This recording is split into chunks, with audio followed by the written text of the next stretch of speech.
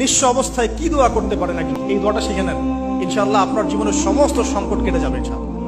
আমি নিজেও এই দোয়াটা বেশি বেশি করার চেষ্টা করি। দোয়াটা হচ্ছে, মুসা আলাইহিস সালাম একটা গাছের নিচে হেলান দিয়ে বসলেন, বসে দেখলেন দুইজন মেয়ে দাঁড়িয়ে আছে দূরে, পানি নিতে পারছে না, লোকজন পানি নিয়ে যাচ্ছে, ওরা দাঁড়িয়ে আছে বেচারি। মুসা আলাইহিস সালাম গিয়ে বললেন, কি সমস্যা আপনাদের?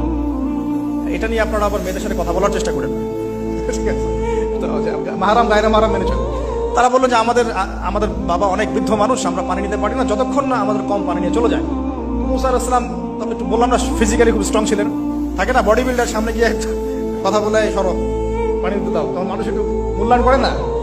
তো মুসা আলাইহিস সালাম এভাবে পানি নিয়ে দিলেন এবং বাছুরদেরকে পানি পান করালেন, করিয়ে গাছের নিচে এসে বসে আছেন। বসে বসে তিনি দোয়া করছেন, এই যে দোয়াটা তিনি দোয়া করছেন, রব্বি, একটা নেক কাজ করলেন, নেক কাজ করলেন না, মানুষের উপকার করলেন, নেক কাজ করে এসে গাছের নিচে বসে দোয়া করছেন, আল্লাহ এখানে তো আমার খাবার পানি বাসস্থান কিছুই নাই, আমি কি করব? রব্বি ইন্নী লিমা আনজালতা ইলাইয়া মিন খায়রিন ফাকির। অর্থ হচ্ছে, হে আল্লাহ, তুমি তোমার পক্ষ থেকে আমার উপরে যে নিয়ামতগুলো দিবে, আমি এর জন্য ফকির হয়ে বসে আছি।